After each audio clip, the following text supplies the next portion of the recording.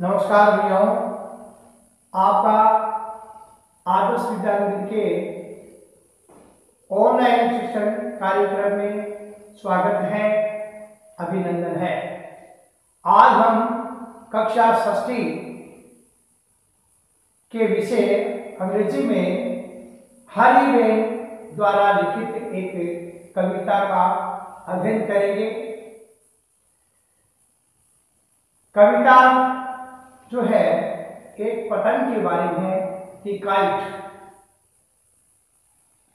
एक पतंग जब आसमान में उड़ती है तो वो किस प्रकार का आचरण करती है,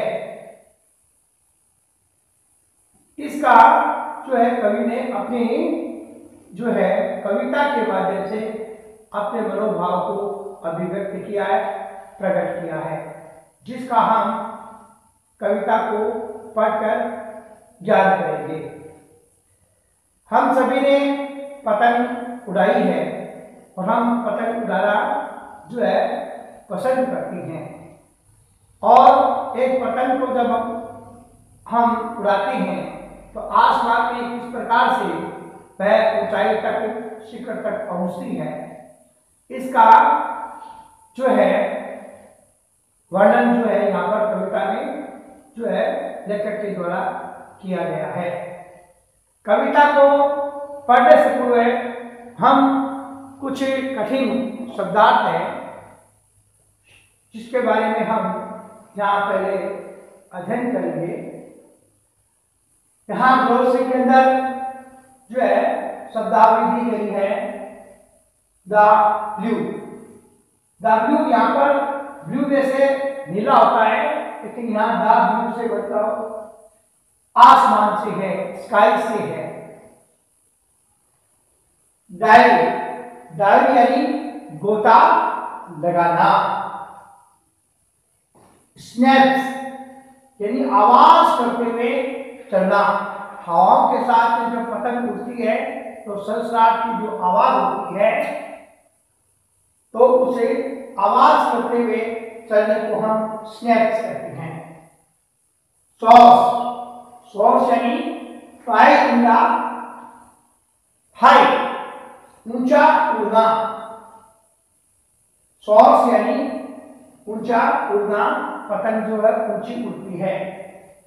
टाइड, टाइड का मतलब वैसे बांधना होता है, लेकिन टाइड यहाँ पर जो है बहाव, हवा का बहाव।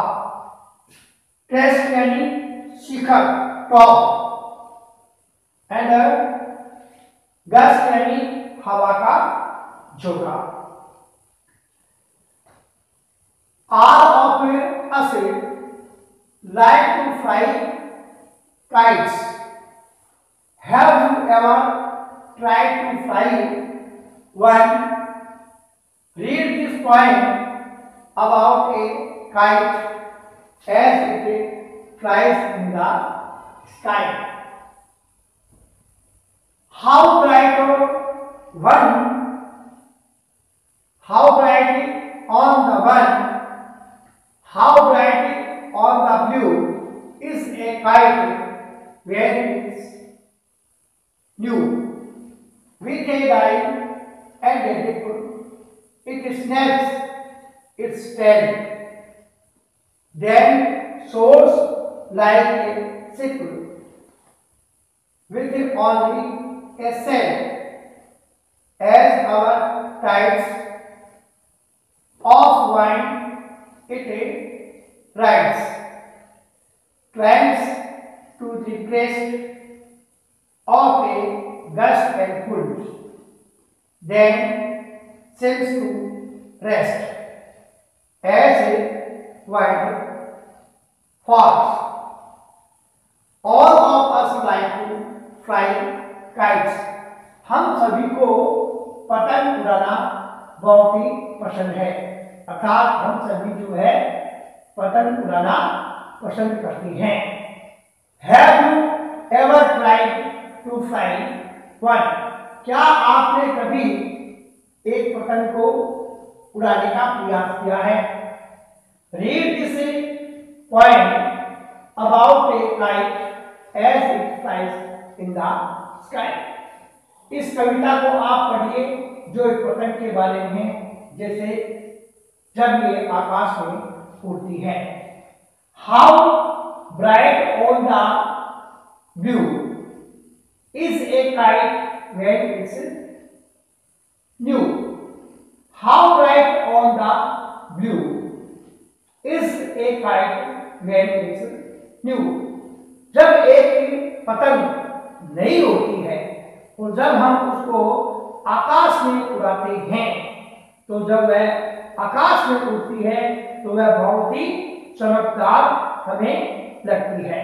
अर्थात जब हम किसी पतंग को उड़ाते हैं और जब वह नई होती है, तो जब वह आसमान में ऊंचाई पर चढ़ाई करती है, ऊंचाई पर पहुंचती है, तो वह बहुत ही चमकने लग जाती है, तो बहुत ही चमकती है।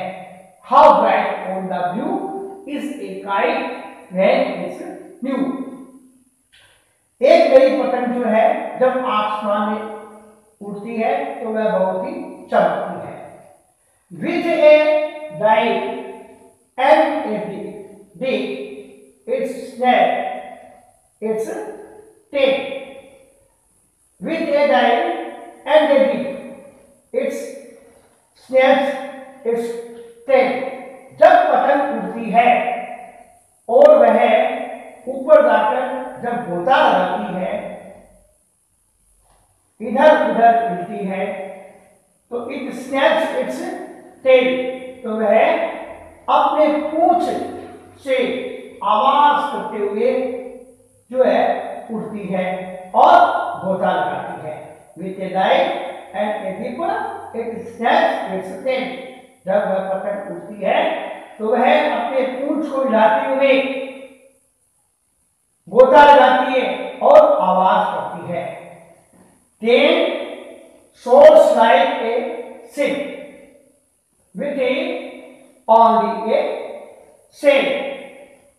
और फिर वह पतंग soars like a ship, एक जहाज की भांति जो है वो ऊंचा उड़ती है और चलती है।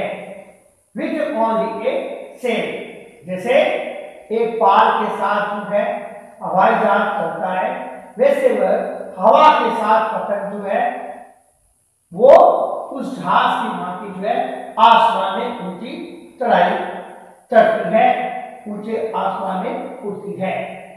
As our tides o wind with rides.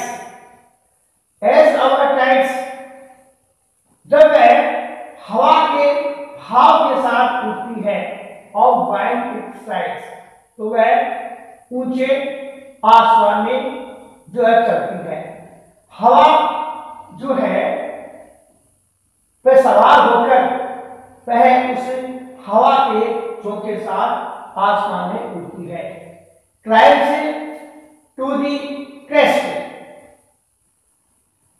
Of a gust and pulls. और जैसे ही हवा का झोंका चलता है, जब हवा बहती है तो उसके साथ में वह उस ऊंचाई तक जहां पर वह उसको पहुंचना होता है, उस शिखर तक जो है वो चढ़ाई करती है।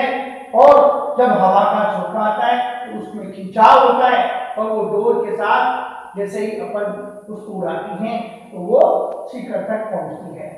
Then seems to rest as wind fast। और जैसे ही हवा जो है मंद हो जाती है, हवा कम हो जाती है, तो ऐसा प्रतीत होता है कि वह आराम कर रही है।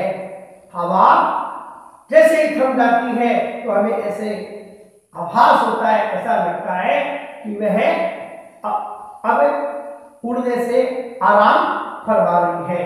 तो इस प्रकार जो है पतंग के उड़ने और उसके इस प्रकार से आसमान में बातचीत करने और शिष्टाचार करने को, व्यवहार करने को जो है लेखक ने यहाँ पर बताया है। तो भैयाओं ने हमने इस पोएम के पहले स्टेंजा को हमने अध्ययन किया है और इसके ग्लोसरी में जो है मैंने यहाँ बताए गए हैं, इनको देखना है और याद करना है और इसको लिखना है। हम आगे इसका दूसरा जो है भाग पढ़ेंगे। Second stanza, the kite, when a string goes slack, you wind it back and run until a new bridge blocks and its wings fill and up it goes. How bright on the view is a kite when it's new, but a regular thing you never will see when it flaps on a string in the top of a tree. आगे जो कवि कहता है कि when a string goes slack, जब एक door ढीली पड़ जाती है पतंग की, तो when string goes slack, slack यानी डोर का ढीला होना, you wind it back, जब एक पतंग उड़ाते वक्त डोर ढीली पड़ जाती है और आप उसको वापस जो है समेटते हैं। And run until a new bridge blocks, और दौड़ लगाती हैं, दौड़ती हैं जब तक कि कोई नई हवा जो है नहीं बह जाए, अर्थात न्यू ब्रिज ब्लोज, तब तक कि नई हवा का झोंका वापस नहीं आ जाए, तब तक वह पतंग नहीं ऊपर उठती है। And it's